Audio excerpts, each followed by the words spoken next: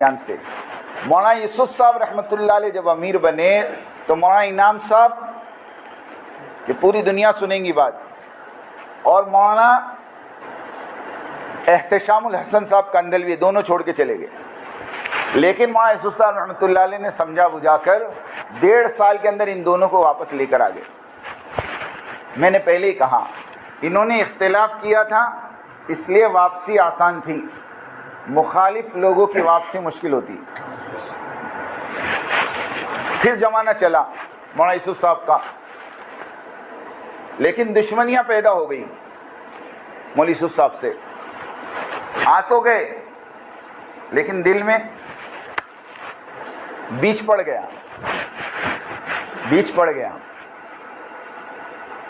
اور پھر 1965 2 اپریل بلال پارک مسجد لاہور حضرت مولانا یوسف صاحب رحمۃ اللہ علیہ نے فجر کے بعد کا بیان کیا، اور بیان سے پہلے یا بیان کے بعد ایک ناشتہ ہوا تھا. اب وہ ناشتے میں کیا تھا اللہ جانے، ورنہ 48 سال کی عمر میں آدمی اتنا جلدی نہیں جاتا جو پوری دنیا میں سفر کر رہا ہو. شکوک شبہات ہیں، کیونکہ جیسے مولانا یوسف صاحب کا انتقال ہوا فوراً پڑوس والوں نے دفن کی تیاری کر لی، قبر کھود دی کہ ان کو یہیں دفن کر دو، یہ باہر بات نہیں جانی چاہیے. وہ تو اللہ جزائے خیر دے مولانا زکریا صاحب کو، انہوں نے ضد کر کے مولانا یوسف صاحب رحمۃ اللہ علیہ کی لاش کو انڈیا بلوایا کہ نہیں یہ تو نظام الدین دفن ہوں گے، ورنہ کیا چکر تھا وہ اللہ جانے. لیکن بیج وہیں پڑ گیا تھا. پھر مولانا یوسف صاحب رحمۃ اللہ علیہ کا جب انتقال ہوا تو مولانا زکریا صاحب رحمۃ اللہ علیہ نے مولانا انعام صاحب کو امیر بنا دیا. مولانا انعام صاحب، بعضوں نے کہا کہ مولانا انعام صاحب کو امیر نہیں بنایا تھا، امین بنایا تھا، اور یوں کہا تھا کہ مولوی ہارون چھوٹے ہیں، یہ جب بڑے ہو جائیں تو امانت ان کے حوالے کر دینا. لیکن تقدیر کی بات ہے کہ مولوی ہارون صاحب بڑے ہی نہیں ہوئے یا بڑے ہونے نہیں دیا گیا. دونوں باتیں میں بہت باریکی بات کر رہا اور میرے پاس سب پروف ہے. کیونکہ جس دن مولوی ہارون صاحب کا انتقال ہوا مولانا یوسف صاحب کے لڑکے کا 1972 میں، تو اس وقت کا ایک واقعہ مفتی یوسف موطالعہ صاحب جن کا بھی انتقال ہوا انگلینڈ میں، ان کی آڈیو یوٹیوب پہ موجود ہے. انہوں نے کہا مولانا یوسف موطالعہ نے کہ میں 1972 میں مولانا زکریا صاحب کی خدمت میں تھا اور مولانا زکریا صاحب کے خطوط پڑھا کرتا تھا، اور مولانا زکریا صاحب مجھ سے خطوط کے جوابات لکھوایا کرتے تھے. جب مولوی ہارون صاحب کا انتقال ہو گیا تو مولوی سعد صاحب کی والدہ نے، مولوی اظہار صاحب کی لڑکی نے مولانا زکریا صاحب کو خط لکھا. مولوی یوسف موطالعہ خود کہہ رہے ہیں وہ خط پڑھنے والا میں ہوں، میں نے اس خط کو پڑھا ہے اور اس خط میں لکھا تھا حضرت ایک بات آپ سے کہنی ہے، آپ تو بہت بڑے اللہ والے ہیں، آپ جانتے ہوں گے کہ میرے شوہر کو کس نے زہر دیا، آپ مجھے اس کا نام بتائیں تاکہ جب تک میں دنیا میں زندہ رہوں اس کو بدعا دیتی رہوں. یہ مولوی صاحب کی والدہ کا خط تھا.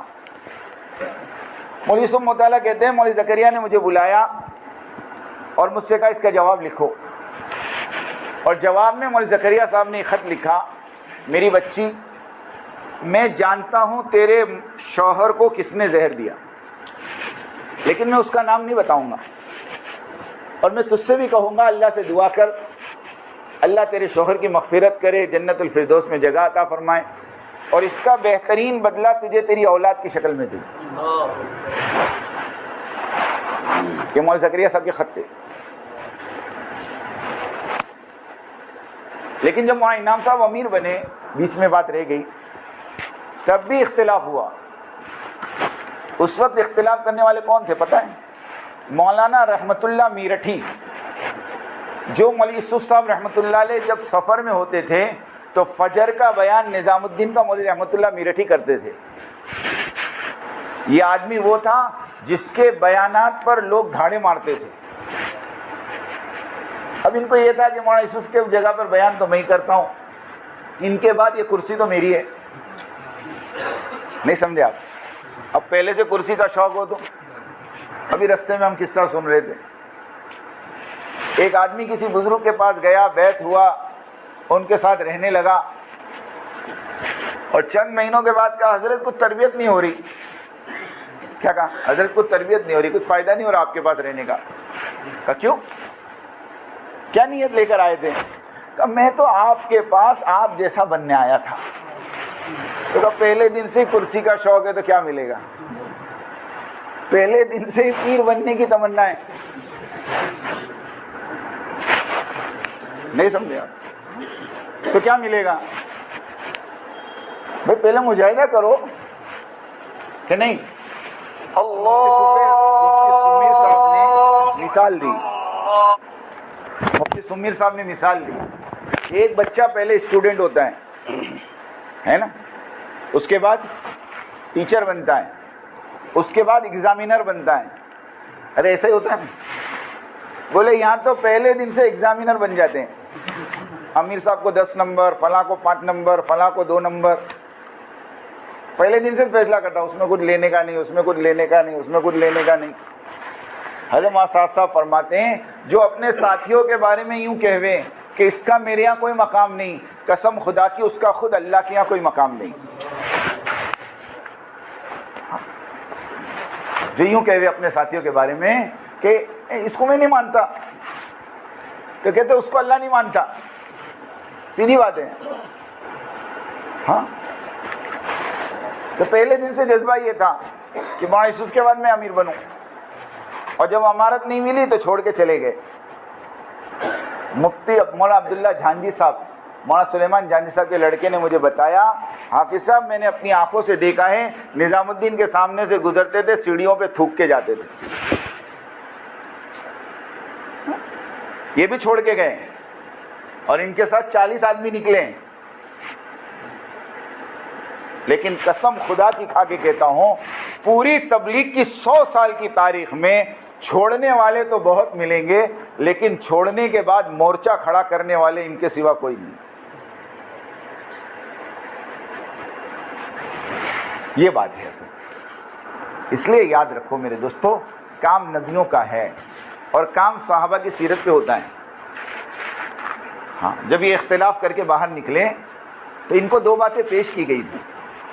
میں آپ کو بات بتاؤں اندر کی, 2 باتیں پیش کی گئی, اور دونوں باتیں سیرت سے تھیں.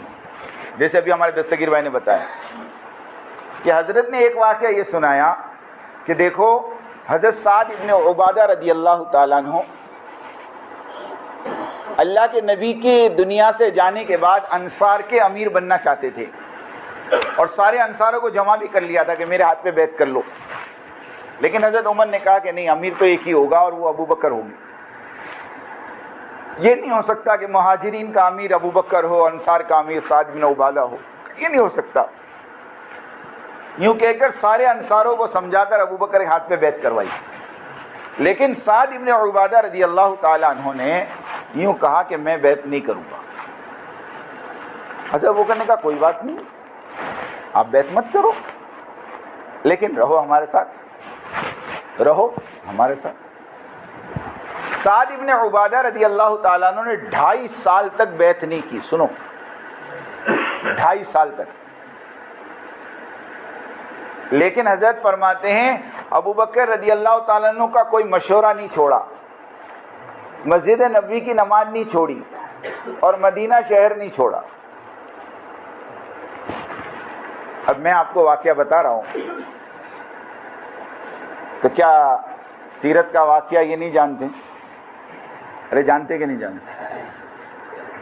اختلاف کیا ہے لیکن حدود میں رہ کر. حضرت نے فرمایا تمہیں مجھ سے اختلاف ہے, کوئی بات نہیں, مجھ سے اختلاف کرو, مگر یہاں سے مت جاؤ. ایک آدمی سیدھے سادے لباس میں, شرٹ پینٹ میں آیا میرے پاس, بیٹھ کے بات کرنے لگا. مجھے نہیں معلوم کہ یہ ایک مخصوص قوم کا ہے, وہ میں نہیں بتاتا, مجھے بالکل اندازہ نہیں تھا. اور میں نے اس کے سامنے ایک دم سے کہہ دیا, میں نے کہا اپنے والے تو بریلوی سے گئے گزرے نکلے. تو ایک دم مجھے دیکھنے لگا, کیا کہہ رہے ہو آپ؟ میں کہا ہاں, اپنے والے تو بریلوی سے بھی گئے گزرے نکلے. کہا کیا مطلب؟ میں نے کہا دیکھو نا, بریلوی والوں نے مکہ اور مدینے کے امام کو تو جھٹلایا مگر مکہ مدینہ جانا نہیں چھوڑا. سمجھ میں؟ ارے سمجھ میں آئی؟ اختلاف امام سے ہے, ہم نماز نہیں پڑھیں گے لیکن مکہ مدینہ جانا. تو جب مرکز نظام الدین کے امام سے اختلاف ہے تو مرکز کیوں چھوڑو؟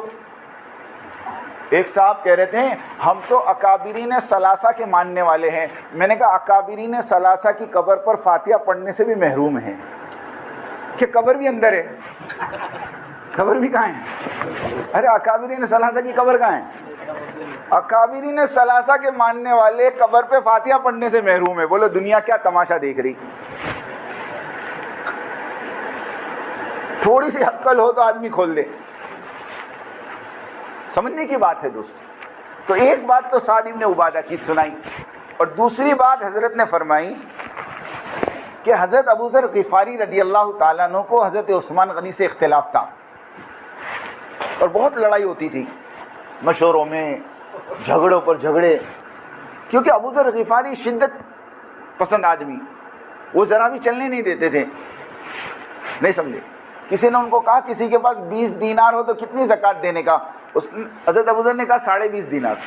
کتنے دینے کا؟ تو 20.5 دینار ہی 20 ہے تو کہ وہ 20 کیوں جمع کیا؟ آدھا دینار اوپر دینے کا جمع کیوں کیا تھی؟ اس کی سزا بولے.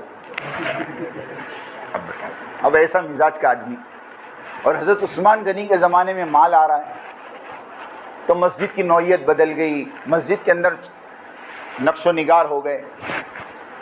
تو ابو ذر غفاری کو اختلاف ہوا, ابو ذر غفاری کو اختلاف ہوا.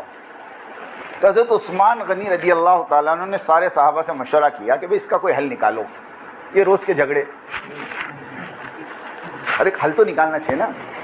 تو حل یہ نکالا کہ ابو ذر غفاری کو بٹھا کر کہا کہ دیکھو ہمارا مشورہ یہ ہے کہ آپ جو ہے مدینے سے باہر ایک جگہ ہے ربضہ, ہم مشورے سے وہ جگہ آپ کے لیے طے کر دیتے ہیں, آپ وہاں جا کے رہو اور اپنی زندگی کے آخری دن وہاں گزار لو.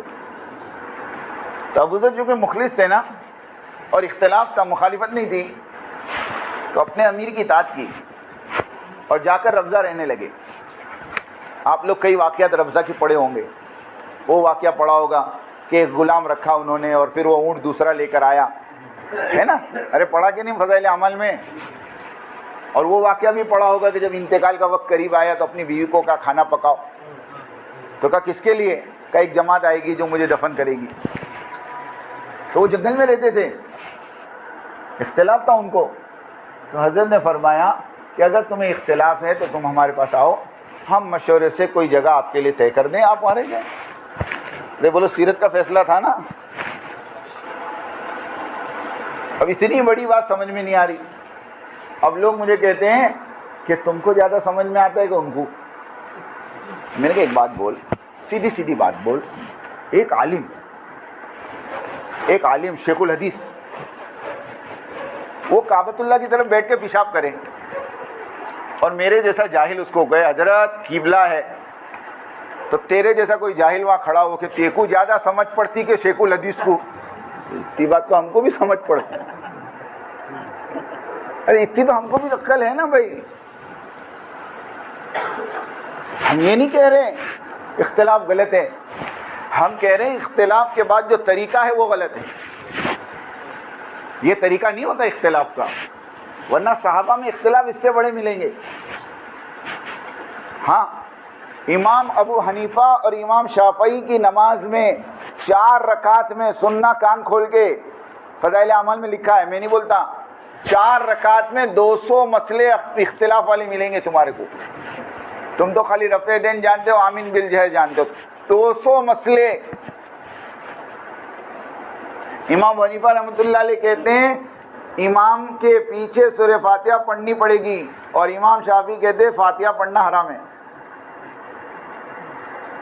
نہیں پڑھ سکتے آپ. معاف کرنا, امام حنیفہ کہتے ہیں نہیں پڑھ سکتے, امام شافعی کہتے ہیں پڑھنا پڑے گی. امام شافعی کیا کہتے ہیں؟ پڑھنا ہی پڑے گی. اسی لیے کسی شافعی مسجد میں تم نماز پڑھو گے نا تو ولدالین آمین کے بعد تھوڑی دیر رکتے ہیں اور پھر سورت پڑھتے ہیں. کیوں؟ اتنی دیر میں مصلی سورہ فاتحہ پڑھتے ہیں. ہاں. امام حنیفہ رحمۃ اللہ علیہ کے نزدیک وضو کو توڑنے والی چیزیں 8 ہیں. وضو کو توڑنے والی چیزیں 8 ہیں. اور امام شافعی رحمۃ اللہ علیہ کے نزدیک بیوی کو ہاتھ لگا تو بھی وضو ٹوٹ جائے گا. ہاں، قرآن سے ثابت کیا انہوں نے، اولا مستم النساء، اولا مستم النساء، اسے ثابت کیا انہوں نے. تو ایسا اختلاف تم کو ائمہ میں ملے گا، لیکن آج تک تم نے کبھی اماموں کو لڑتے دیکھا؟ ارے بولو، کبھی مسجد سے نکالتے دیکھا؟ ارے بولو. یہ سنت صرف انہوں نے زندہ کری. ہاں، کوئی اختلاف نہیں. امام شافعی رحمۃ اللہ علیہ امام ابو حنیفہ رحمۃ اللہ علیہ کی قبر پر گئے اور وہاں جا کر نماز پڑھی اور نماز میں رفع دین نہیں کیا. مریدوں نے کہا حضرت آپ تو رفع دین کے قائل ہیں. اور ابھی جو شیخ یونس جونپوری جو مظاہر العلوم کے شیخ الحدیث ہے نا، ان کا جملہ میں نے اپنے کانوں سے آڈیو میں سنا. اتنا بڑا محدث آدمی کہہ رہا تھا کہ امام شافعی رحمۃ اللہ علیہ کے پاس رفع یدین کرنے کے جواز کے جو دلائل ہیں وہ امام ابو حنیفہ کے نہ کرنے کے دلائل سے مضبوط ہے، مگر میں حنفی اس لیے میں نہیں کروں گا. باقی دلائل ان کے مضبوط ہیں.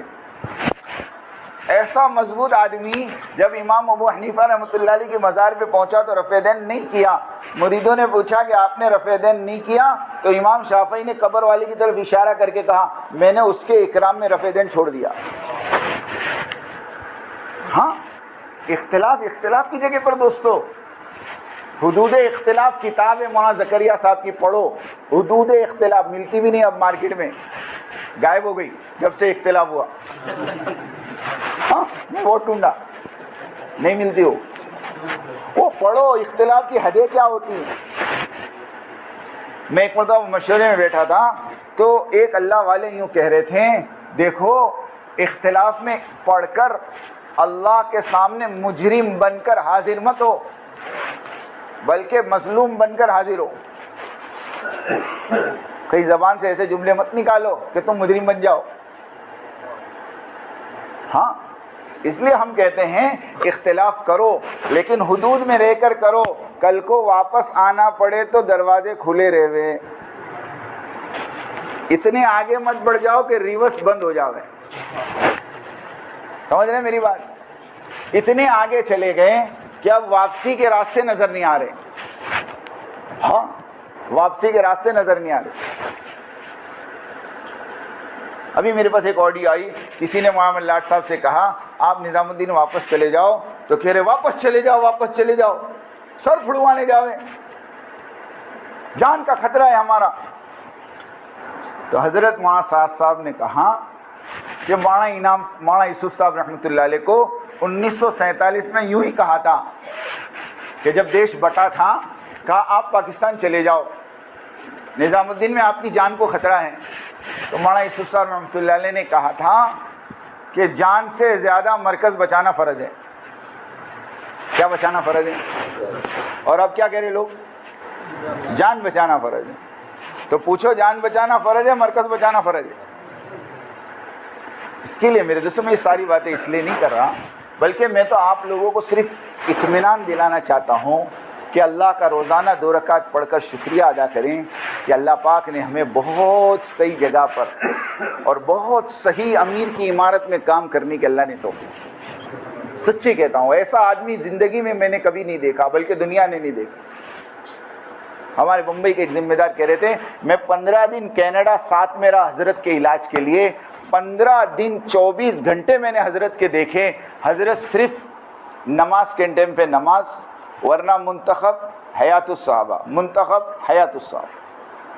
بس اس کے علاوہ کوئی عمل ہی نہیں ان کے پاس.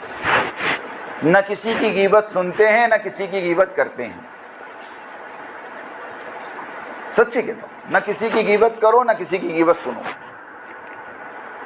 اس کے لیے اللہ کے واسطے دوستو اس کام کی قدر کرو، اپنے امیر کی قدر کرو، اپنے مرکز کی قدر کرو، جتنا کہا جا رہا اتنا کرو، جیسا کہا جا رہا ویسا کرو۔ یہ سیرت سے ملے گا آپ کو۔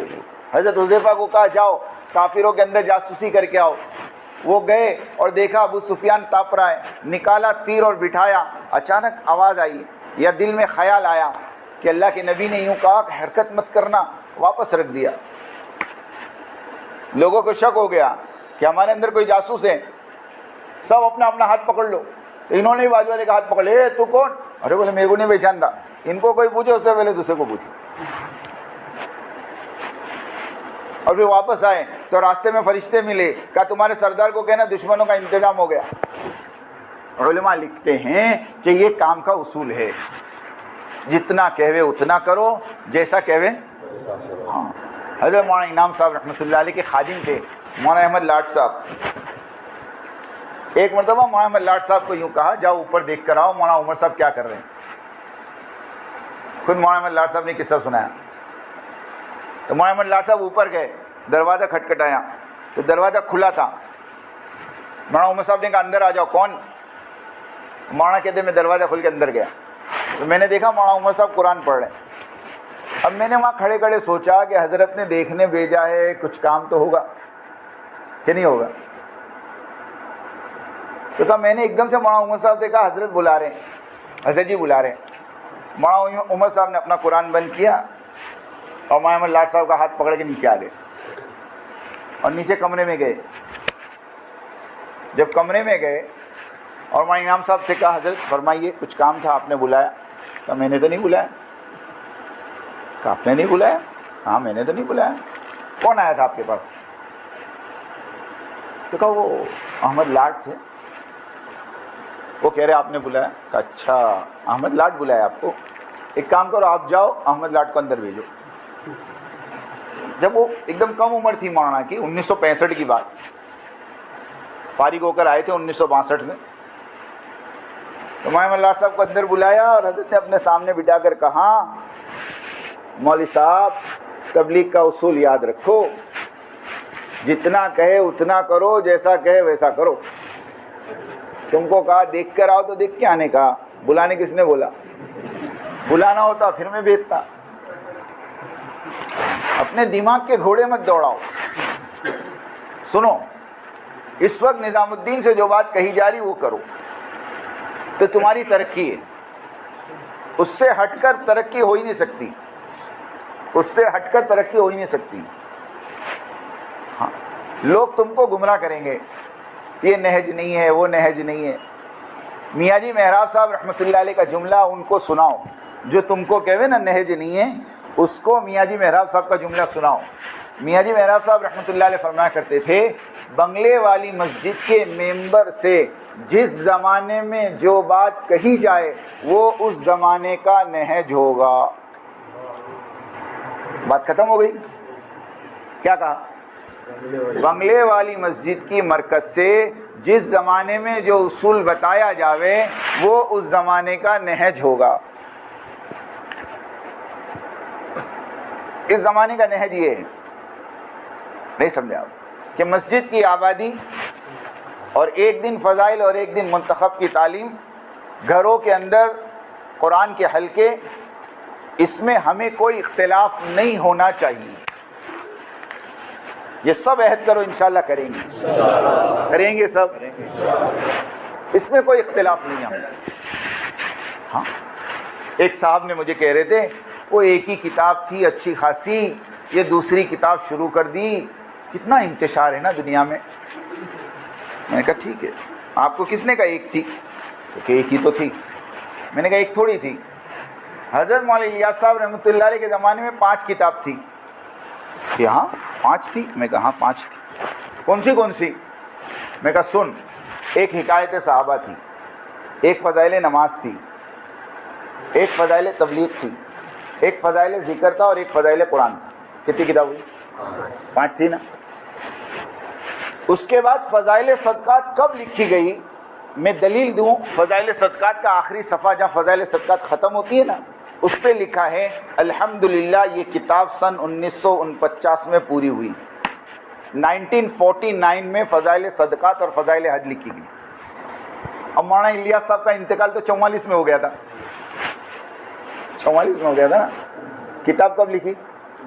5 سال کے. تو فضائل صدقات کو تعلیم میں کس نے شامل کیا؟ مولانا یوسف صاحب نے شامل کیا. تو 5 سے 2 ہو گئی. کتنی ہو گئی پھر؟ پھر میں نے کہا مولانا انعام صاحب کا زمانہ آیا تو مولانا انعام صاحب نے پستی کا واحد علاج ایک نام کی کتاب مولانا احتشام صاحب کی اس کو جوڑ دی. کتنی ہو گئی؟ اب مولانا الیاس کے زمانے میں 5, مولانا یوسف صاحب کے زمانے میں 7, مولانا انعام صاحب کے زمانے میں 8. ہر زمانے میں ایک ایک بڑی نا. تو ابھی بڑی تو تمہارے پیٹ میں کائے کو دکھا؟ بولو بولو. تو ایک کا دے نا. میں کہا میں 7 میں بائنڈنگ کر دیتا. منتخب بھی فضائل اعمال اتنی موٹی ہوتی. ایک کچھ پڑھو نا, 2 کائے کو پڑھتے. تو تم 7 کتاب 7 میں بائنڈنگ کرو. دنیا کو ایک کتاب ایک. ہم کیا بیوقوف ہے؟ میں نے میری آنکھوں سے 1995 میں اور 94 میں جب میرا شروع کا وقت تھا, ہمارے والد صاحب کے پاس تبلیغی نصاب کر کے کتاب دیکھی. فضائل اعمال کے الگ رسالے ہوتے تھے, فضائل ذکر کے الگ ہوتے تھے کہ نہیں؟ اس زمانے میں 2 روپے کے ملتے تھے, 1.5 روپے کا, 2 روپے کا. یہ تو زبردستی کی ایک بات ہے. بغیر مشورے کے مجھے یہ بتاؤ مشورے کا اصول کیا؟ مشورے کا اصول کیا؟ کہ مشورے کا اصول یہ ہے کہ آپ مشورے میں بیٹھ کے رائے دے دو, اور رائے دینے کے بعد امیر اگر تمہاری رائے کے خلاف فیصلہ کر دے تو تمہارے ماننا کہ نہیں ماننا؟ کہ نہیں ماننا؟ اچھا, امیر قلت رائے کثرت رائے کا پابند ہے کیا؟ ہاں, بلکہ میرے کو تو یہ اصول سکھایا گیا بچپن میں کہ تمہاری رائے پر فیصلہ ہو جائے تو ڈرو, اور تمہاری رائے پر فیصلہ نہ ہو تو خوش ہو جاؤ. ارے صحیح ہے کہ نہیں؟ اب مشورے میں بیٹھے ہیں, 4 آدمی نے کہا کتاب نہیں چلنی چاہیے اور 5 نے کہا چلنی چاہیے. اب امیر نے فیصلہ کر دیا کہ چلے گی. اب وہ 4 کہے نہیں ہم نے تو نہ بولا تھا, کہیں کو چلائے. ابھی باہر نکل کے کہے نہیں مشورے سے نہیں ہے, تو مشورے سے نہیں ہے. وہ خود ان کو پوچھو, قرآن پہ ہاتھ رکھ کے قسم کھا کے کہے کہ کعبۃ اللہ کے اندر جب تم بیٹھے تھے اور منتخب کی جب بات آئی تھی اور باقاعدہ ظہر کے مشورے میں طے ہوا تھا کہ منتخب پڑھی جائے گی, اور آج منتخب کی بسم اللہ عصر کی نماز کے بعد حاجی عبدالوہاب صاحب کریں گے, یہ طے ہوا تھا. یہ اس سے پہلے کی میری بات میں ہے, لیکن ایک پوری پلاننگ کے ساتھ عصر کے بعد حاجی صاحب کو کعبۃ اللہ میں نہیں آنے دیا گیا. وہ نہیں آنے دینے والے کون تھے؟ آپ تحقیق کرو. پھر حضرت نظام الدین میں آ کر حضرت نے مشورہ کیا اور پھر بات رکھی کہ بھئی یہ چیز ہوئی ہے اور اس کو کیا کرنا. سارے نظام الدین کے اکابرین نے کہا ہونی چاہیے ان چند کے علاوہ, اور وہ چیز مشورے سے طے ہوئی. تب جا کر حضرت نے کھلے عام جو سب سے پہلا اعلان کیا 2006 کے مالیگاؤں کا اجتماع, آپ کو یاد ہو, اس میں اسٹیج کے اوپر سے حضرت نے کہا تھا کہ منتخب عمومی تعلیم میں پڑھی جائے گی, اور اس کے بعد 2006 سے لے کر 2012 یا 13 تک ہمارے گجرات میں مسجدوں میں پڑھی گئی ہے. پھر بعد میں ایک دم سے اعتراض آ گیا کہ بھئی اس میں فائدے نہیں ہیں, امت گمراہ ہو رہی. میں نے کہا کتنے گمراہ ہو گئے, لسٹ بھیجو میرے پاس, کون گمراہ ہوا؟ آپ مجھے بتاؤ فضائل اعمال پر اعتراض اور اس کے جواب کتاب ہے کہ نہیں؟ ہے کہ نہیں بولو. لیکن آج 20 سال 25 سال ہو گئے, 1995 سے پکڑو, آج کتنے ہوئے؟ 22 اور 5 27 سال میں منتخب احادیث پر اعتراض اور اس کے جواب کوئی کتاب چھپی گیا؟ ساری مستند حدیثیں, اور مستند حدیث پر غیر مستند حدیث کو ترجیح دینا. علماء سے پوچھو کیا ہے. آپ کے پاس ایک پکی حدیث ہے اور آپ کے پاس کمزور حدیث ہے, آپ کس کو لوگے؟ پکی حدیث کو لوگے. یہ تو جاہل بھی کہے گا نا. ابھی میں راجستھان میں تھا, میں نے یہی کہا, میں نے کہا بھائی اعتراض تو فضائل اعمال پہ ہوا ہے, اس میں کوئی شک کی بات تھوڑی ہے. اس کے لیے سب چیزوں سے باہر نکلو. یہ تو ہمارے ساتھیوں کا تقاضا ہے، اس لیے میں اتنی تفصیل سے بول گئے آپ کے سامنے، ورنہ میری عادت نہیں، ورنہ میری عادت۔ سمجھ میں آئی بات؟ اس کے لیے اللہ کے واسطے کہ سارے اختلافات کو چھوڑو۔ ہمارے امیر حضرت وہاں ساتھ صاحب ہیں، اور ہم شخصیت سے نہیں جڑے ہیں۔ سننا، مولانا الیاس صاحب رحمۃ اللہ علیہ امیر تھے، وہ ہمارے امیر تھے۔ مولانا انعام صاحب امیر تھے، وہ ہمارے امیر تھے۔ مولانا یوسف صاحب امیر تھے، وہ ہمارے امیر تھے۔ مولانا زبیر صاحب امیر تھے، وہ بھی ہمارے امیر تھے۔ اب مولانا سعد صاحب امیر ہے، وہ ہمارے امیر ہے، اور اس کے بعد جو امیر بنے گا وہ بھی ہمارا امیر ہوگا، مگر شرط ہے کہ نظام الدین سے جڑا ہو۔ جائے فاروق بھائی بنگلور بن جاوے امیر، ہم مان لیں گے، ہم کا نہ بول، ہم ماننے کو تیار ہے۔ لوگ کہتے ہیں ہمارے بڑے ہمارے بڑے، میں نے کہا ہمارے بڑے تو نظام الدین سے جڑا وہ بڑا، باقی سب کو بزرگ مانیں گے، عالم مانیں گے، مفتی مانیں گے، اپنے سے بڑا تقوی والا مانیں گے، مگر بڑا نہیں مان سکتے، ہماری کچھ مجبوری ہے۔ ہمارے بڑے تو نظام الدین مانیں۔ سمجھ میں آئی بات؟ اور پھر کوئی اعتراض کرتا ہے کہ حضرت کو امیر کس نے بنایا؟ ایسا سوال ہے کہ جس کا کوئی ہاتھ پیر نہیں۔ پوری دنیا جانتی ہے، پوری دنیا جانتی ہے کہ جب حضرت مولانا انعام صاحب کا انتقال ہوا ہے تو 3 دن تک مشورہ ہوتا رہا بنگلے والی مسجد میں، اور وہ مشورہ امیر بنانے کا ہو رہا تھا۔ اب آپ کہو کہ نہیں جی وہ تو مولانا الیاس صاحب کہہ کر گئے تھے کام کو شورا کے حوالے کرو، تو پھر مولانا یوسف صاحب کو اور مولانا انعام صاحب کو امیر کائے کو بنائیں؟ مولانا الیاس صاحب تو اپنے زمانے میں کہے ہوں گے نا کہ قبر میں سے آ کے بول کے گئے مولانا انعام صاحب کے انتقال کے بعد۔ ارے کب کہے ہوں گے وہ؟ اپنے زمانے میں کہے ہوں گے نا۔ اگر کوئی ملفوظ ہے بھی آپ کے پاس کہ میرے بعد یہ کام شورا کے ماتحتی میں چلے گا، تو مولوی الیاس صاحب جب کہہ رہے ہیں تو اس کے بعد پھر مولوی یوسف صاحب امیر کیسے بنے؟ آپ مولانا یوسف صاحب کو امیر مانتے ہو؟ مانتے۔ مولانا انعام صاحب کو امیر مانتے ہو؟ تو مولانا الیاس صاحب کہہ کے گئے تھے نا، وہ ان کی پکڑ ہو گئی، بات ایک دم بے بنیاد ہو گئی۔ مولانا انعام صاحب نے بھی جو شورا بنائی تھی، کام کو شورا کے حوالے نہیں کیا تھا، بلکہ یوں کہا تھا یہ شورا میرے بعد بیٹھ کر امیر بنا لیں۔ جیسے حضرت عمر رضی اللہ تعالیٰ عنہ کے انتقال کے وقت حضرت عمر نے ایک شورا بنائی تھی 6 آدمی کی، جس میں حضرت عثمان تھے، حضرت علی تھے، حضرت عبد الرحمن ابن عوف تھے، حضرت عبداللہ ابن عمر تھے، حضرت طلحہ تھے، حضرت زبیر تھے۔ یہ 6 کی شورا بنی، اور پھر کہا کہ اگر دونوں طرف 3-3 ہو جاویں تو جس طرف عبد الرحمن ابن عوف ہو اس طرف کا فیصلہ کر لینا، یہ حضرت عمر کہہ کر گئے تھے۔ تو وہ شورا نے بیٹھ کر حضرت عمر کے بعد حضرت عثمان کو امیر بنایا۔ ایسے حضرت مولانا انعام صاحب نے 10 آدمی کی شورا بنائی، اور وہ شورا مشورہ کرنے بیٹھی تھی امیر کا۔ اب آپ کو اس کی کیا دلیل ہے؟ اس کی دلیل یہ ہے کہ اس مشورے کے اندر مولانا سعد صاحب نے یوں کہا تھا کہ اگر تم مجھے امیر بناؤ گے تو مولانا زبیر صاحب والے کٹ جائیں گے، اور مولانا زبیر صاحب نے کہا تھا اگر تم مجھے امیر بناؤ گے تو مولوی سعد صاحب والے کٹ جائیں گے۔ اب میں آپ سے ایک سوال کرتا ہوں، ایمانداری سے بتاؤ، مشورے میں ایک آدمی یوں کہہ رہا ہے اگر تم مجھے امیر بناؤ گے تو میرے والے ان کے والے کٹ جائیں گے، وہ کہہ رہے ہمیں بناؤ، تو امیر بننے کا مشورہ چل رہا ہے تبھی تو امیر کی باتیں آ رہی۔ اگر شورا کے حوالے تھا تو کرنے کی کیا ضرورت تھی 3 دن تک ناٹک؟ آخر میں 13 محرم، سنو، 13 محرم، 10 محرم کو حضرت جی کا انتقال ہوا، 13 محرم کو نظام الدین میں جو کرسی ہے نا، کرسی،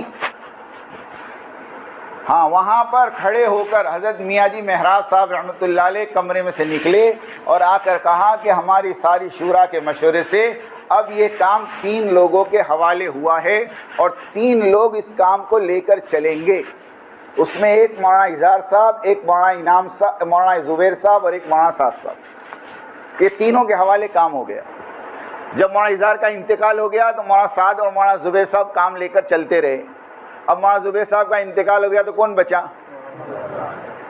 بھائی مشتاق صاحب کہتے تھے غزوہ موتا کے اندر اللہ کے نبی نے کہا، کیا کہا معلوم؟ کیا کہا؟ زید بن حارثہ امیر ہوں گے، اور وہ شہید ہو جائیں تو جعفر ابن ابی طالب، اور وہ شہید ہو جائیں تو عبداللہ ابن رواحہ، اور وہ شہید ہو جائیں تو مسلمان جس کو چاہے امیر۔ جیسے وہاں 3 طے ہوئے نا، یہاں بھی 3 طے ہوئے. اور جیسے عبداللہ ابن رواحہ کے انتقال سے پہلے مسلمان امیر نہیں بنا سکتا. سمجھ گئے؟ اب آگے میں بولتا نہیں. ہو گئی بات صاحب؟ ایک دم سیدھی بات ہے. اور مجھے بتاؤ حضرت مولانا سعد صاحب کے علاوہ کون ہے دنیا میں جس کو پوری دنیا امیر تسلیم کرے؟ لا کے دو چلو. ارے کوئی کو قبول کر سکتی ہے؟ آپ سوچو نا، اس خاندان کے علاوہ کوئی خاندان بیٹھ سکتا ہے کہ نہیں؟ اللہ نے ان کو ایک مقام دیا بھائی، وہ امت کو لے کے چل رہے، ہم ساتھ دیں ان کا. ورنہ میں بھی ایک سوال کر سکتا ہوں، حضرت علی کو کون امیر بنایا؟ لاؤ پوری دنیا میں میرے پاس جواب. کون سی شورا نے، کون سے مشورے سے حضرت علی امیر بنے بھائی؟ ہاں پوچھو جا کر. کہ حضرت عثمان غنی رضی اللہ تعالیٰ کے زمانے میں سارا کام کاج حضرت علی سنبھالتے تھے، جب حضرت عثمان غنی کا انتقال ہو گیا تو ساری چیزوں پر حضرت علی نے کنٹرول کر کے امیر بن گئے.